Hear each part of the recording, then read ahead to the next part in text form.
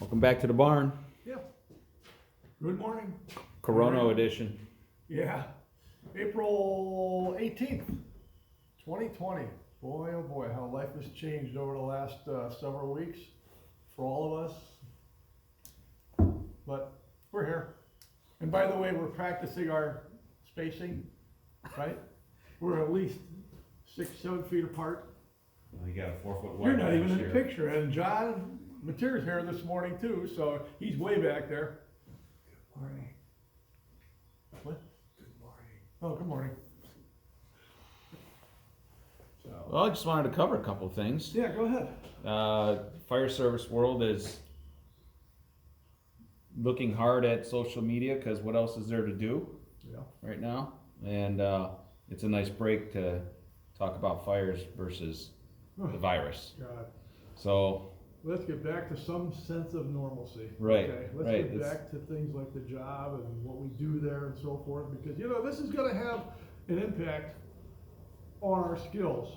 And by the way, last night, April 17th, Pressler, Rothmeyer, and myself did edition number 20 of the Senior Man Show. And it was about coordinated fire attack and so forth. And Bob was making a point about what he sees that's not being taught in fire schools or basic training schools. A lot of fire departments have gotten away from ventilation tactics. And he says one of the things that he sees is that people have forgotten the reasons or the principles for ventilation, which is number one, you vent for life, number two, you vent for fire.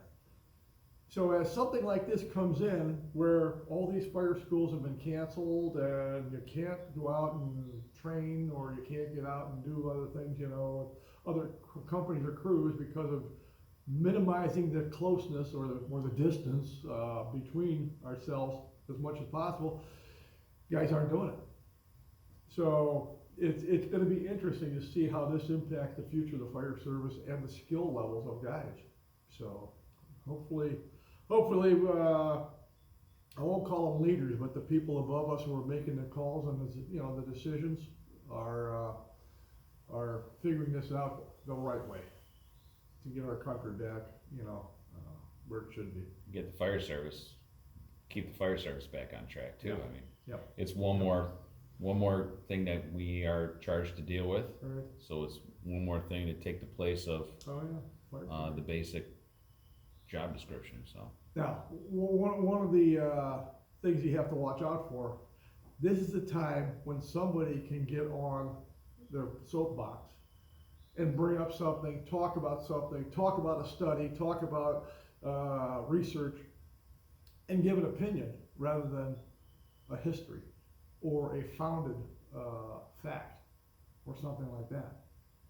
And this is, once again, people going online looking for this. Hey, so-and-so, I've heard this guy before, and he talked about this and talked about that. UL said this said that, and these guys from this group, they're pushing this now. And this is how you can get a lot of confusion out there too.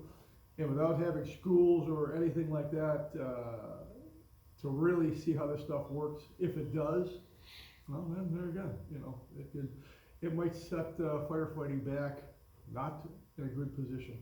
people should just keep in mind that whatever they pick up, you gotta openly figure out if that'll work at their fire department with their staffing, with their equipment, and their first due. There you go.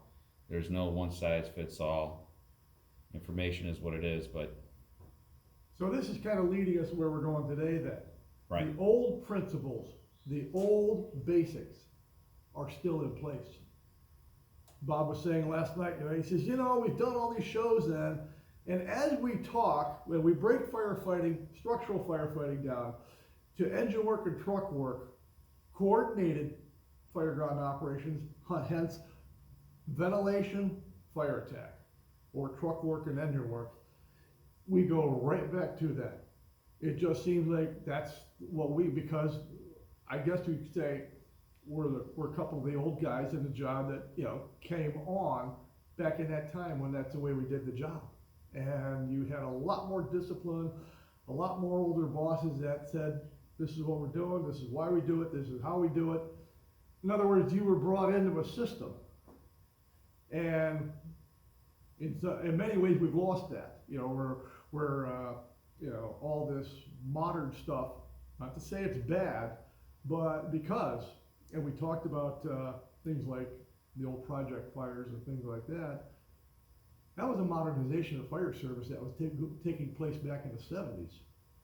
We had many fire departments across the country going on with field testing, different materials that were flammable, or flame retardant, fire resistant, things like that. That's where we started seeing Nomex, aramid fibers, and FR9B, and monocrylic, and all these materials were coming out. We were field testing those for the comfort and protection of the firefighter. We looked at turnout gear ensembles, SCBAs. We took a look at increasing the size of attack lines way back in the 70s, you know, and again, a lot of people come into the job now and they've always thought, well, this is the way it's always been. No, it hasn't been. So just to make that point, that the fire service is progressive. Don't ever think that it isn't, you know.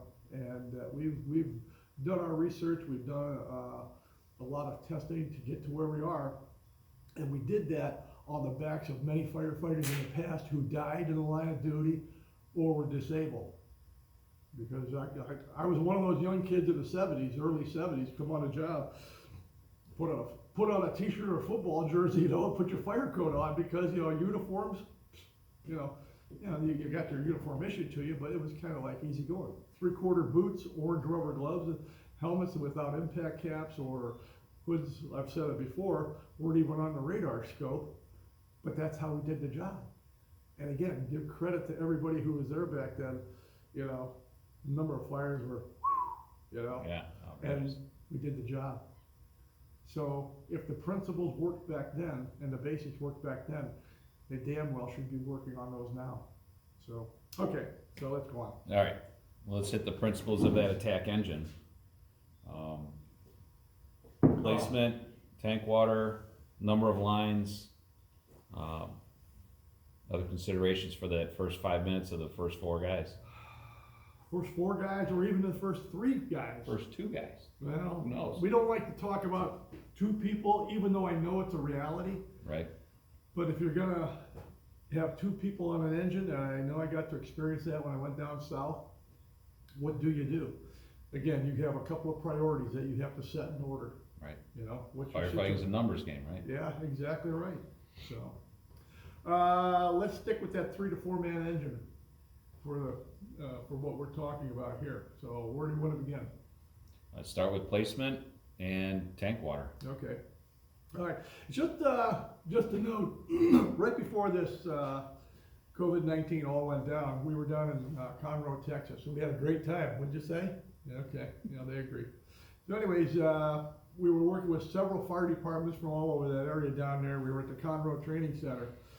And, you know, when you do these hands-on drills and you use those towers and those equipment and things like that, you always want to find out who's in your crowd, you know, what their department is like. Do they have a ladder company operation? So the first thing about what Jeff pointed out, placement of that first engine. So if we're talking about, let's just say, a 2-story frame structure.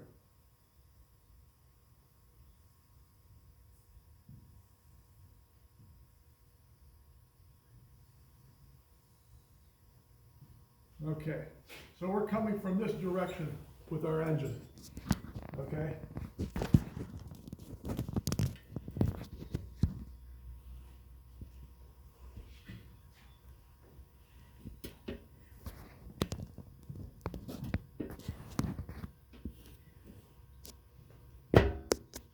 Okay, here's our 2.5-story frame structure. Engine's coming from this direction. Generally, that engine should pull just past the building. So here's engine 1 right here. Okay. If we're talking about an area of some age, you know, this neighborhood, like many throughout the country, it's 30, 40, 50 years old, maybe a little bit older, maybe way older, okay, than that, okay? So the size of these homes found in those old neighborhoods, you're probably talking a 40-foot wide lot by 120 deep measurement, okay? 40 by 120. This house is probably about 25 feet wide by about 40 feet deep, okay? So, that in mind, the engine pulls just past the house. And that, by the way, gives your firefighters on board the chance to see 1, 2, 3 sides of the fire. Now, this is something we said before. When that engine turns into the block, don't put a pedal to the metal. Back off on the accelerator. Start seeing what you got, okay? Do you have smoke in the street? Do you have a wind condition? Is there fire showing? Is there anybody hanging out? Is anybody meeting you in the street? Is a power line down? Are the trees burning that might carry over into something else and so forth? Are there a lot of sparks or whatever? You see what we're talking about? All those and more. So slow down your engine's approach so you get a good view. Maybe you're looking for your hydrant, okay? The back side of the engine, the rear tail boards, try to line up at the corner, the far corner of the house. Maybe that'll work for you, you know, when you're thinking about where to place the engine and so forth, okay? Are you a department that operates with cross lays, or are you a department that operates out the back of your engine? That's another thing. How long are your cross lays? Are you a standard 200 foot in each of your 2 cross lays on the engine, or do you operate from static beds? Is this a house that's right up to the street, or is it sitting back 50 feet from the street? Or is it the house behind the house? House behind a house like we have in the city there. We Yeah. have houses behind houses. We have apartment building behind apartment buildings. And again, that's another reason for static beds, okay? Keep them simple also. So that's the other thing. But you spot your engine with ladder company placement in mind. So let's go back to those guys we worked with in Conroe, Texas. And what we were talking about, we asked the guys, if you're having a fire in a building like this, or a house like this, are you gonna get a truck? Okay, well, if you don't have a truck in your community, maybe the ones coming on mutual aid or automatic aid from the next community over, they got a truck. Fine, what kind of truck do they have? Is it a rear mount, is it a mid mount, is it a tractor drawn, or something like that, okay? The point is, give the building to the truck. Truck, ladder, same thing and so forth, so, okay? All right, so anyways, here's our engine on the scene. Now, what kind of engine are you running? If you ask people, are you running a triple combination apparatus, they look at you like you just dropped out of a tree and hit your head on the pavement, okay? How many people really know what a trip is, okay? If you ask them, are you running quints? They'll know those, but when it comes to a trip is your original workhorse for the fire service, okay? Pumps, hose, and water. That's what all the engines were about, okay? So, let's say we have a fire in this house. Where do you want the fire to be? Let's make a bread and butter bedroom fire. Bedroom fire? Okay. What side, here or here? Put it on the Delta side. The Delta side? Okay. And the stairways, where are we gonna bring the stairways up? Well, if it's balloon frame, it's gonna be on could be a center hall or. Well, it could be a center hall or off to one side. So, for example, if the steps down to the basement are on this side, the stairs upstairs are to here. Usually, stack Okay. up, yeah. So, let's just say here's our, there we go, okay? And so this bedroom right here is our fire area, okay? And it's starting to come out the window, okay? It's broken through the glass, all right? Okay. We've got 3 people on our engine. We came in, 1, 2, 3 sides, we saw the fire, okay? And you got a good smoke condition developing, okay? A medium right now, but it's a smoke condition that's starting to develop, and we're seeing this, and you're seeing this at the soffits, okay? All right. Let's divide this up a little. Okay. Alright. So, where do we go from here? You got an obvious working fire, the officer radio's in, engine 1 is on the scene, a 2.5-story frame, working fire, the second floor, fire showing the AD corner. Alright, so there we go. Alright, so this is where your hose loads need to be simple. If you're talking about 3 people on an engine, you gotta keep those hose loads simple because you got 2 people with the help of your pump operator to stretch this line out and get it up there, because the whole goal is, and don't even go with this hit it hard from the yard crap, okay? This flies in the face of good firefighting, and it misleads people. That's not making the situation better to hit it hard from the yard. And if you want to quote what Andy Frederick said, to do something like that smacks of cowardice. And that was also mentioned in other books years ago about the value of fighting a fire from as close a position as you can, okay? And it's like Emanuel Fried said, locate the fire, lay your line out, confine it, kill it. Locate, confine, extinguish. That's what we're gonna push, that's what we believe in, and so forth. Okay, what size hose line? 1 3/4 inches. And I heard someone the other day say, well, you know, it seems today that most fire departments are running 1 3/4 lines, but they're actually 1.88 or 1.9. I don't care. Let's just say 1 3/4. So we have a 200-foot line. Are we going with a cross lay or out the back? Okay, let's just take the cross lay. We're going up here, and you might be getting a good smoke condition because this fire is vented, which means it's probably got good headway, broke the glass, and that room is being consumed by fire. If the door was left open a little bit, well then, you're gonna get a smoke condition throughout the second floor, okay? And it's probably gonna be coming down, okay? Because it hasn't been vented yet, except for the self-venting of the fire right here, okay? We've had fires where the smoke has banked down to here, a couple of steps below the floor, okay? So this is the reason why, take your line inside, keep the hose line straight, don't throw a whole bunch of hose on the stairs right there. That's not gonna do you any good, it's not gonna help you move the hose into position any easier, and there's a greater chance of a trip hazard and the hose kinking. So then you're not gonna get much water in a fire if that's the case, alright? So, now, it's 1 3/4 inches. Because of the staffing of this fire initially, and this is what fire service officers need to take a look at responsibly. You take as much water into a fire with you as you possibly can. It's kind of interesting, when we were up in the state of Washington last year, someone come up to me and says, Jeff, we bought 1.88 hose, and then we fell into that 7/8 tip. I said, well, you wasted your money. Because what you needed to do was do your homework. You're gonna buy the bigger hose because you're saying you want more gallons per minute, but then you put a smaller tip on it. And then of course, I hope you didn't fall into that. Well, you can under pump it if it feels like it's, you know, too much for you. It's like, this is a training issue, folks. This is a training issue. You're telling me that you need more water, but then you're restricting it because of how you're holding the hose. That's a training issue and a discipline issue, because the bosses need to have that knowledge, how to overcome that, how to show their firefighters, how to control that line.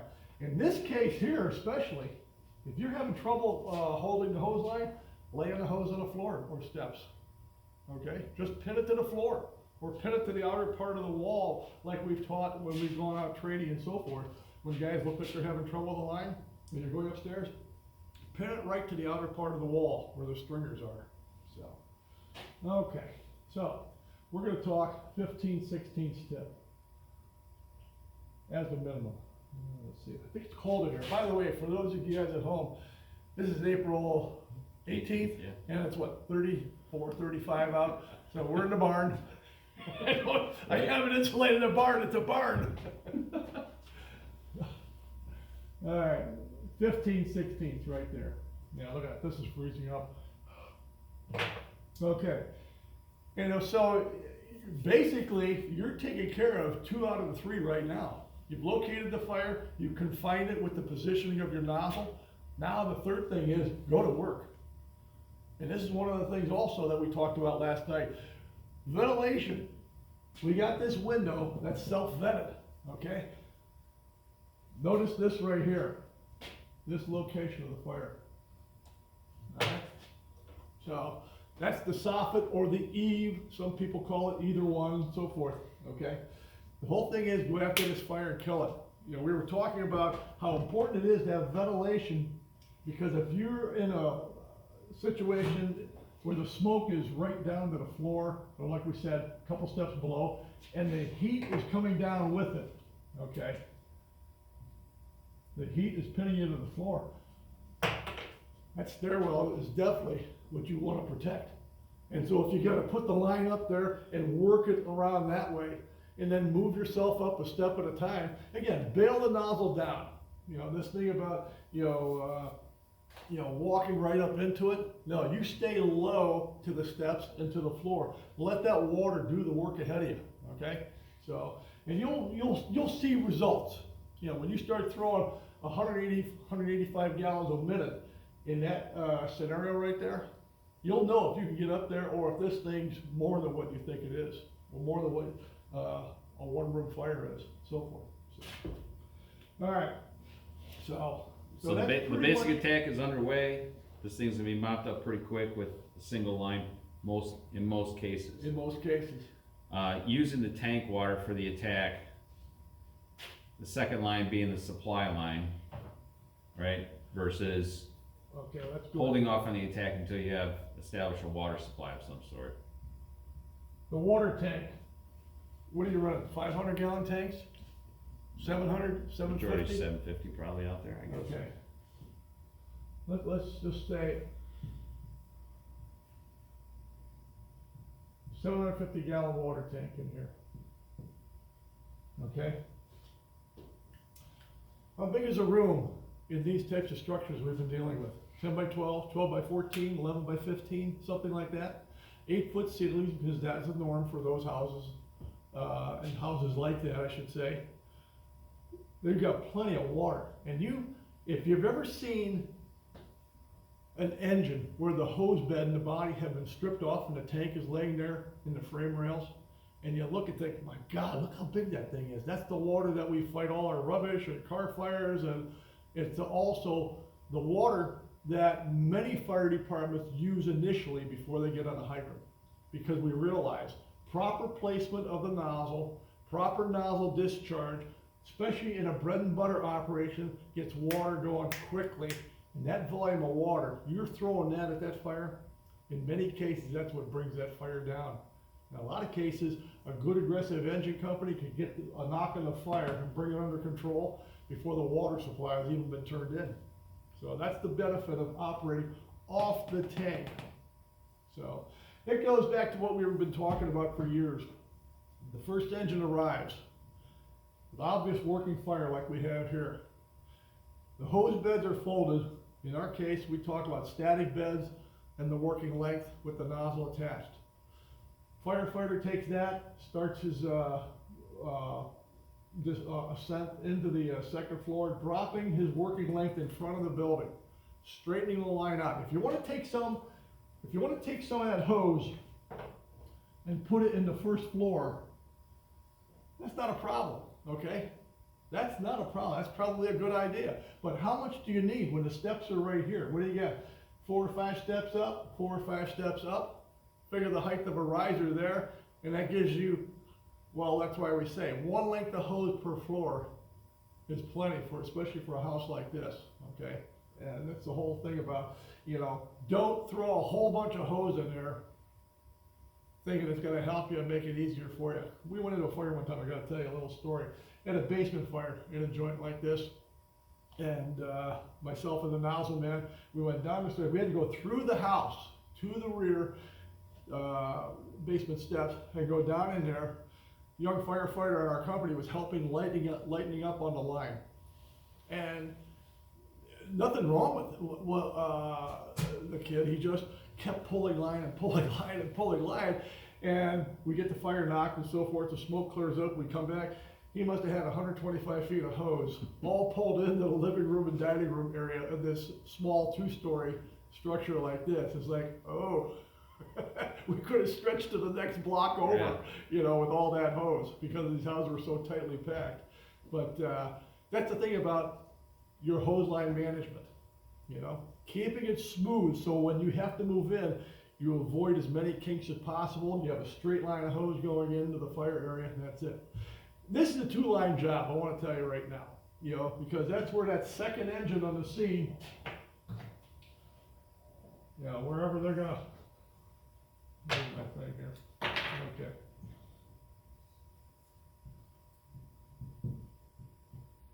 Okay, second engine on the scene, okay?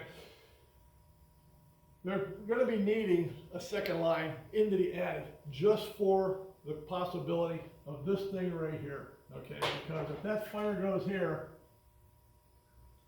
and follows those rafters, again, is this a finished attic where it might be a playground for the kids, you know, parents throw their kids upstairs, lock the door, something like that, you know? Or is it unfinished? Is this a house with dormers? Okay?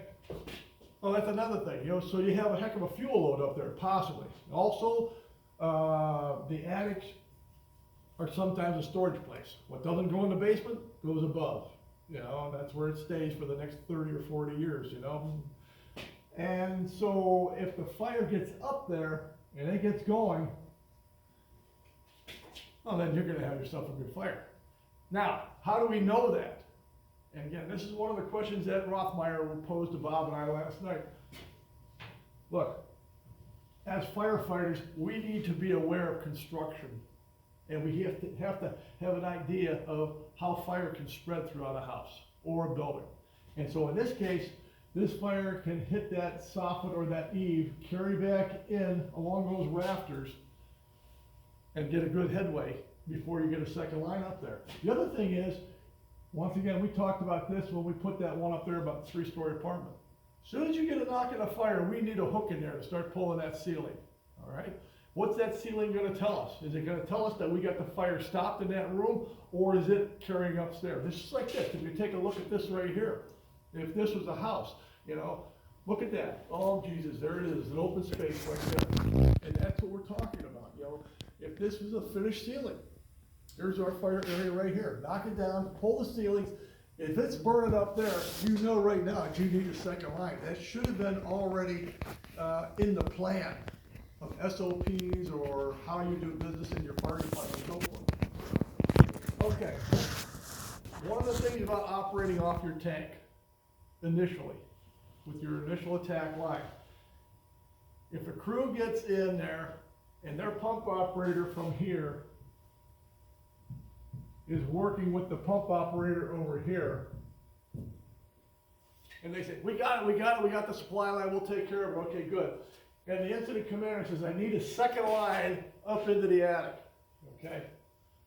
Well, a second line can be stretched, and of course, here's the stairways into there, but it should not be charged until that water supply is in place, okay? If we're throwing 180 gallons a minute through the first line, then you have a second equal size, equal volume line, and you do hit the jackpot up here in this attic, well, you can see, you can run your water supply out very quickly right here. But the whole idea is to get water initially from the tank onto the fire with that initial attack line. It's been so many times we've said it, you know, as the first line goes, so goes the fire. This is one of those times. And this is one of those situations where that comes in so true, so forth, so. Okay, so we've got a crew for the initial attack line. We're operating off tank water. Second engine gets there. The 2 pump operators work together.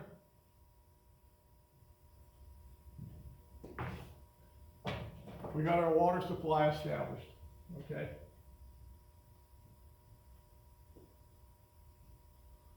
So now we got a second line there.